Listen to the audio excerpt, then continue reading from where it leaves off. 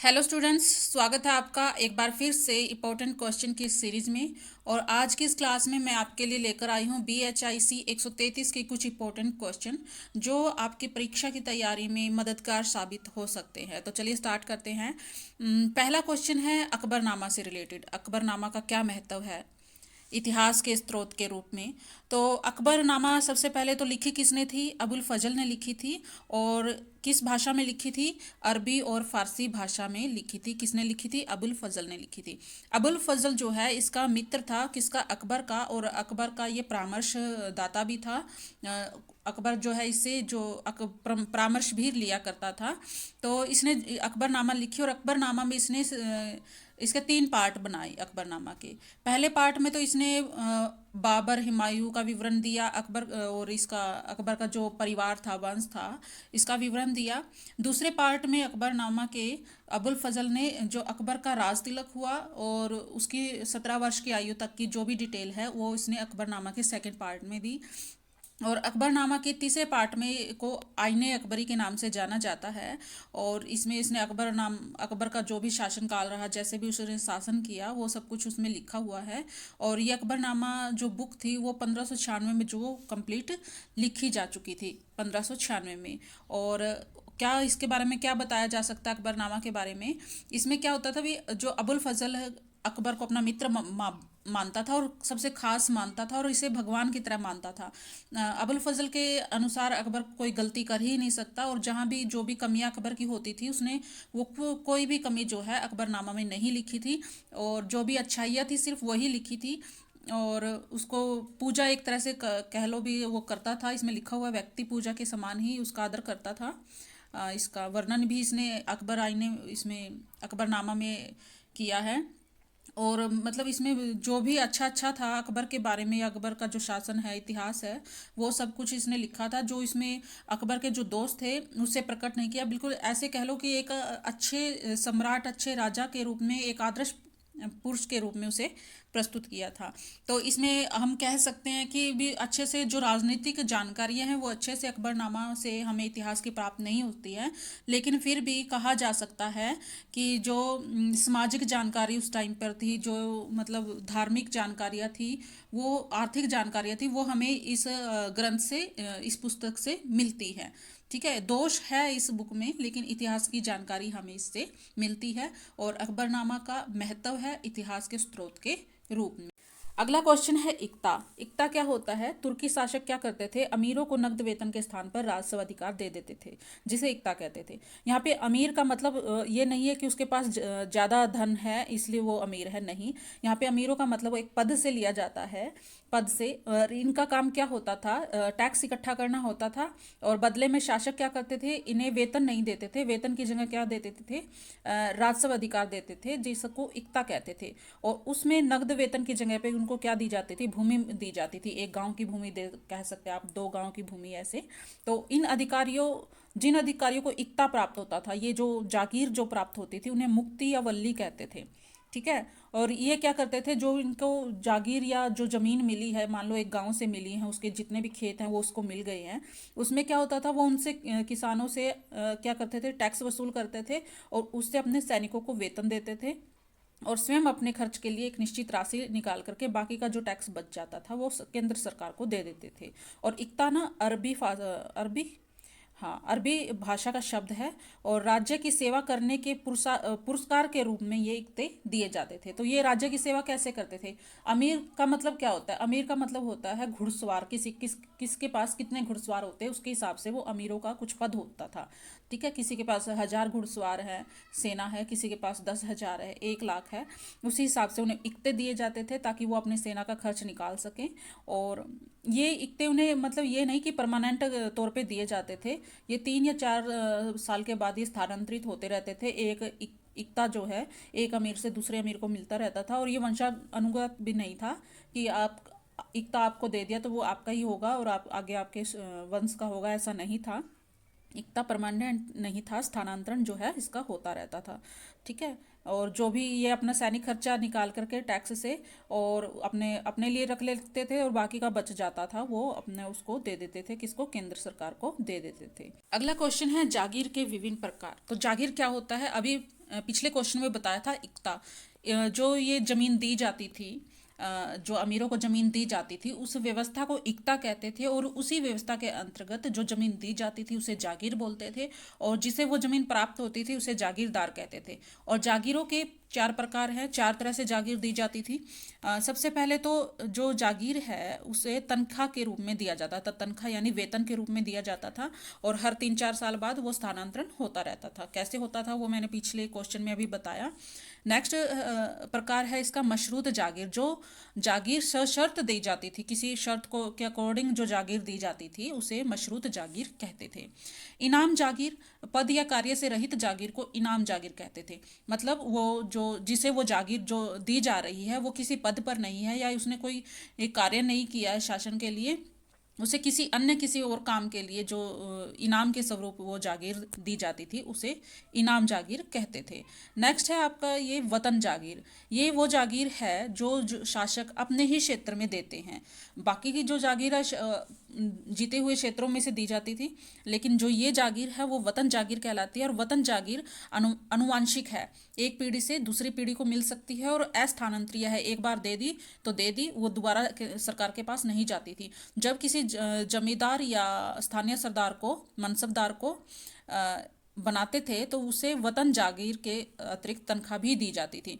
स्थानीय बना दिया। मनसबदार क्या होते हैं, ये भी पद होते हैं, जैसे हम अभी नहीं अभी होते हैं, आर्मी में पद होते हैं और सिविल सर्विसेज में पद होते हैं, ऐसे ही तब भी होते थे, और उनको मनसबदार बोलते थे। मनसबदार को जो जागीर दी जा रही है वो वतन जागीर होती थी, और वतन जागीर के साथ साथ जो तनख्वाह भी उन्हें दी जाती थी। अगला प्रश्न है, अलाउद्दीन खलजी द्वारा मूल्य नियंत्रण लागू करने हेतु किए गए उपायों का वर्णन कीजिए। तो अलाउद्दीन खलजी ने कुछ बाजार नियंत्रण करने के लिए कुछ कानून बनाए, कुछ अधिनियम बनाए थे, और कितने बनाए थे? 7 बनाए थे, और उनको लागू किया। और इन नियमों ने क्या किया? ग्रामीण व्यवस्था को भी प्रभावित किया, और नगरीय व्यापार को भी प्रभावित, नगरीय बाजार व्यवस्था को भी प्रभावित किया। ठीक है, उसने कौन कौन से ये 7 नियम बनाए थे? इससे पहले जो ये नियम है ये बर्नी के लेखों में से हमें मिलते हैं। अगर बर्नी करके ये क्वेश्चन आ जाए कि बर्नी के लेखों में जो है प्राप्त हुए अधिनियम है वो उनकी जानकारी दीजिए, तो आपको यही अधिनियम बताने हैं।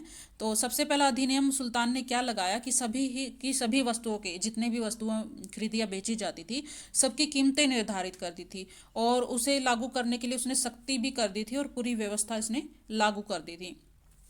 और यहाँ पर एक बात आपको समझकर चलनी है कि इसने यहाँ वस्तुओं की कीमत को क्या कर दिया था? बिल्कुल कम कर दिया था। ठीक है, जो हमारी लागत है, हम उससे थोड़ा बचाकर वस्तुओं को बेचना चाहते हैं, तो जिस मूल्य पर वह वस्तुएं बिक रही थी उस मूल्य से घटा दिया था। हमें यहाँ ये दिमाग में ये बात लेकर चलनी है, तभी हमें ये जो क्वेश्चन है समझ में आएगा। ठीक है जी। दूसरा अधिनियम इन्होंने क्या लागू कर दिया कि ये नियम चले, इसके लिए उन्होंने कुछ पद, सुल्तान ने है कुछ पद निश्चित कर दिए थे, बना दिए थे। एक व्यक्ति का पद जो है बना दिया बाजार नियंत्रक का, ये सहनाई मंडी के नाम से जाना जाता था। दूसरा बारिदो बोलते थे, खुफिया अधिकारी जो होते थे उनको, और मुनहियानो गुप्तचरों को बोलते थे। और ये तीनों क्या करते थे? जो भी खबर थी, जो भी सूचना थी वो राजा तक पहुंचाते थे। तीसरा कानून ये लागू किया कि जो भी अनाज है वो दिल्ली और राजस्थान में अन्न भंडार के गृहों में जो है जाना चाहिए, दिल्ली और राजस्थान में ही। ठीक है, यहाँ पे 2 आपकी खालिसा भूमि जो होती है, जो राजा की भूमि और जो लोगों को दी जाती है खेती करने के लिए, तो उन पे जो कर वसूल था वो नगद की बजाय वस्तुओं के रूप में लिया जाता था, ज़्यादातर अनाज के रूप में, और वो अनाज जो होता था वो अन्न भंडार के गृहों में जमा होता था। चौथा अधिनियम बनाया इन्होंने, जो खाद्यान्न व्यापारी हैं, जो भी वो व्यापारी सहनाई मंडी के अधीन कर दिए, कि उनके बारे में जो भी फैसला होगा वो सहनाई मंडी करेगा। सहनाई मंडी एक बाजार नियंत्रक है, वो करेगा, और उन्हें व्यापारी को क्या कर दिया? दिल्ली के आसपास ही बसा दिया। इससे क्या हुआ? जमाखोरी पर भी इन्होंने जो है प्रतिबंध लगा दिया। किसानों को भी कर देने के बाद और अपने लिए अनाज रखने के बाद जो अतिरिक्त अनाज होता था वो जल्द से जल्द बेचना होता था। जमाखोरी जमा करके वो नहीं रख सकते थे, ना ही खाद्यान्न व्यापारी जमा करके रख सकते थे। तो यहाँ पे जमाखोरी पर भी प्रतिबंध लगाया। यहाँ हम ये देख लेते हैं जो सुल्तान का मेन मकसद था, जो सारा अनाज है ज़्यादा से ज़्यादा वो दिल्ली और राजस्थान के गोदामों में जाना चाहिए। तीसरा अधिनियम, छठा अधिनियम बनाया कि जो प्रशासकीय और राजस्व अधिकारी है उनसे कहा जाता था कि जो किसान द्वारा व्यापारियों को निश्चित मूल्य पर अनाज दिलाएंगे। ठीक है, और ये बात तो स्पष्ट है कि अगर सस्ती कीमत है तो वो काम तो जो व्यापारी है वो खुद भी कर सकते थे। ठीक है, लेकिन यहाँ पे सख्ती से वसूलने का आदेश दिया गया था, और जो किसान है वो मजबूर हो जाते थे। जैसे मान लो यहाँ पे आसपास किसान को अपने आसपास जो मंडी है वहाँ पे सस्ती कीमत पर बेचना पड़ रहा है, और मान लो वो चाहता है कि उसकी कीमत अच्छी कीमत मिले उसे उसके अनाज की, तो वो कहीं और बेच सकता है। ऐसा नहीं था, उसे अपने पास वाली मंडी में ही उसे बेचना होता था, पास वाले व्यापारियों को ही उसे बेचना होता था। तो उसने सुल्तान को मूल्यों को कम रखने के लिए जो वस्तुओं की प्रचुर आपूर्ति जारी रखने की में जो है सफलता यहाँ पर हासिल की थी। सातवां अधिनियम क्या कहता है कि सुल्तान स्वयं प्रतिदिन रिपोर्ट रखता था तीनों स्वतंत्र सूत्रों से, गुप्त सूत्रों से और खुफिया एजेंसी से, और उससे बाजार नियंत्रक थे शाहनाई मंडी से, इनसे वो क्या क्या करता था राजा, जानकारी एकत्रित करता रहता था। यहाँ पे अमीर खुसरो की बात बताई गई है। अमीर खुसरो चिश्ती ने कहा कि ये जनता की भलाई का प्रयास था, लेकिन हमें ये कहीं से भी नहीं लगता कि ये जनता की भलाई का काम यहाँ पर चल रहा था। इतिहासकार बर्नी ने क्या कहा, इतिहासकार जो बर्नी है, जो अमीर खुसरो चिश्ती ने तो इसे जनता की भलाई का कार्य बताया था इन 7 नियमों को, लेकिन चिश्ती ने इसे सुल्तान की परोपकारी भावना का श्रेय न देकर ठोस वित्तीय कारण बताए थे कि सुल्तान को क्या था, अंदेशा था मंगोल आक्रमण से, और मंगोल आक्रमण से सुरक्षा हेतु से एक बड़ी सेना का निर्माण करना था, और उसी बड़ी सेना के खर्चे के लिए उसे अनाज की भी आवश्यकता थी और धन की भी आवश्यकता थी, और उसने इसलिए दिल्ली के चारों तरफ दीवार भी खड़ी करनी थी, और सैनिकों को वेतन भी देना था, उसमें भी कमी नहीं होनी चाहिए। और इसलिए उसने अनाज है वो दिल्ली और राजस्थान के आसपास ही उसने रखवाया था सारा अनाज, क्योंकि जो सैनिक थे वहाँ तैनात रहते थे। तो ये था आपका अलाउद्दीन खिलजी के 7 नियम जो उसने लागू किए थे उस टाइम पे, मूल्य नियंत्रण किया था। अगला क्वेश्चन है, जागीरदारों को जो सहायता करने के लिए कुछ पद यहाँ पर निर्धारित किए गए थे, तो उन पदों को थोड़ा थोड़ा पढ़ लेते हैं क्योंकि इनकी संभावना है एग्जाम में आने की। तो नंबर 1 पे है करोड़ी। करोड़ी कौन होता था, राजस्व प्रशासन से संबंध एक मुख्य अधिकारी, जिसका कर्तव्य क्या था, राजस्व निर्धारण और वसूली दोनों। ये टैक्स को निर्धारित भी करना है कि कितना लेना है, और वसूली भी करनी है, कैसे करनी है। अमीन, अमीन के पद पर का सृजन शाहजहां के काल में हुआ था, जिसका काम केवल राजस्व निर्धारित करना था। ये वसूली का काम इसका नहीं था, केवल टैक्स कितना लेना चाहिए वो उसका, और कैसे क्या लेना चाहिए टैक्स में, इसका निर्धारण कौन करता था, अमीन करता था। नेक्स्ट है कानूगो। ये तो आज के टाइम पर भी है। ये परगने का स्थानीय अधिकारी होता है, जिसका काम क्या होता है, लेखा जोखा करना होता है। चौधरी, यह भी कानूगो के समान महत्वपूर्ण राजस्व पदक अधिकारी होता था। उसका काम केवल कर वसूलने में सहायता करना होता था। वह छोटे जमींदारों की जमानत भी देता था। शिकदार कौन होते थे, शेरशाह के अधीन यह राजस्व प्रभारी था, और राजस्व कानून और व्यवस्था को ये देखता था। मुकद्दम और पटवारी, ये दोनों ग्रामीण स्तर के अधिकारी थे। मुकद्दम गांव का मुखिया होता था, और अपनी सेवा के बदले में इसके द्वारा वसूले गए जो टैक्स में से वो जो है 2.5% हिस्सा उसे प्राप्त होता था। पटवारी गांव की जमीन प्रत्येक किसान द्वारा जोते जाने वाले खेतों, फसल के प्रकार, बंजर भूमि का हिसाब किताब रखता था। बीती कच्ची कौन होता था, जरूरी कागजात और आंकड़े तैयार करता था, जिसके आधार पर जो है राजस्व निर्धारण किया जा सके और वसूली की जा सके। प्रत्येक परगने में 2 अन्य अधिकारी भी होते थे, फौतेदार या खजानदार जिसे कोषपाल कहते हैं, और कारकुन जिसे लेखापाल आज के टाइम पे कहते हैं। फौजदार कौन होता था, केंद्रीय शासन और केंद्रीय शासन की सैन्य और पुलिस शक्ति का प्रतिनिधित्व कौन करता था, फौजदार करता था, और उसका मुख्य कार्य क्या था, जोर तलब जागीर, जिनके विरुद्ध राजस्व वसूल करने के लिए शक्ति का प्रयोग करना पड़े भी, मान लो कोई राजस्व देने से इनकार कर रहा है तो उसके लिए वो शक्ति का प्रयोग फौजदार जो जबरदस्ती वसूलते थे। ठीक है, और ये तो थे कुछ पद। नेक्स्ट है आपका बंजारे। ये भी आ सकता है एग्जाम में। बंजारे कौन होते थे, जो व्यापारी अनाज का व्यापार करते थे उन्हें कारवानी कहते थे। अगर कारवानी पूछ लिया जाए कि कारवानी पर टिप्पणी करो, तब भी आप यही लिख सकते हो। जो व्यापारी अनाज का व्यापार करते थे उन्हें कारवानी कहते थे। प्रमुख सूफी नसरुद्दीन चिराग दिल्ली उन्हें नायक कहते थे। दिल्ली उन्हें नायक कहते थे, कारवानी को ही। और वे लोग विभिन्न क्षेत्रों से अनाज लेकर दिल्ली जाते थे, और कुछ के पास अनाज से लदे 10,000 बैल होते थे, कुछ के पास 20,000 होते थे, और ये कारवानी ही बाद के काल में क्या बन गए, बंजारे बन गए। ठीक है। नेक्स्ट आपका है मुल्तानी। मुल्तानी कौन होते थे? मुल्तानी व्यापारियों के हाथों से एक अधिक दूरी का व्यापार होता था। जितना दूरी, जितनी दूरी का व्यापार ये बंजारे करते थे उससे ज़्यादा दूरी का व्यापार मुल्तानी करते थे। और ये कर्ज भी देते थे लोगों को और व्यापार भी करते थे, जिसे सूद और सौदा कहते थे। दोनों ही कामों में ये करते थे। और ये कुलीनों को भी ऋण देते थे। अधिकांश शाह और मुल्तानी कौन थे? हिंदू थे, लेकिन कुछ कुछ मुसलमान भी थे, कुछ मुल्तानी, लेकिन ज़्यादातर ये हिंदू थे। और जो मुल्तानी है हमीद उद्दीन, उसको बर्नी ने महान व्यापारी यानी कि मलिक उत तुजार के नाम से भी संबोधित किया है। प्रेरित व्यापार क्या होता है? प्रेरित व्यापार वो होता है जिसको किसान को तुरंत बेचना पड़े, किसी कार्य के लिए हम प्रेरणा मिले, उसे प्रेरित व्यापार कहते हैं। भूमि कर के नगद भुगतान हेतु टैक्स जो देना पड़ता था किसानों को, उसको तुरंत देना होता था और नगद देना होता था, तो उसके लिए उसे तुरंत जो है अपनी उपज बेचनी पड़ती थी। अपने पास जो अपने लिए अनाज रख के बाकी का उसे तुरंत बेचना होता था, क्योंकि उन्हें क्या करना होता था? टैक्स देना होता था। व्यापारियों को नगरों के रूप में ऐसे बाजार प्राप्त होते थे जहाँ वे अनाज और खाद्यान्न बेच सकते थे। भू राजस्व के भुगतान की आवश्यकता के कारण उत्पन्न व्यापार को क्या कहते हैं? प्रेरित व्यापार कहते हैं। दलाल और सर्राफ, ये कौन है? दलाल व्यापार में महत्वपूर्ण भूमिका निभाते थे। ये आज भी आप समझ ही गए होंगे दलाल क्या होता है, जो बेचने और खरीदने के बीच में एक संपर्क का, ब्रोकर का कार्य करता है। ब्रोकर होते हैं ये, और दोनों तरफ से कमीशन खाते हैं। ठीक है। और जब अलाउद्दीन खिलजी ने ये नियम बनाए थे, 7 नियम, तब खिलजी ने जो क्या किया था, दलालों से परामर्श लिया था। ठीक है। इसी तरह ये जो सर्राफ क्या होते हैं?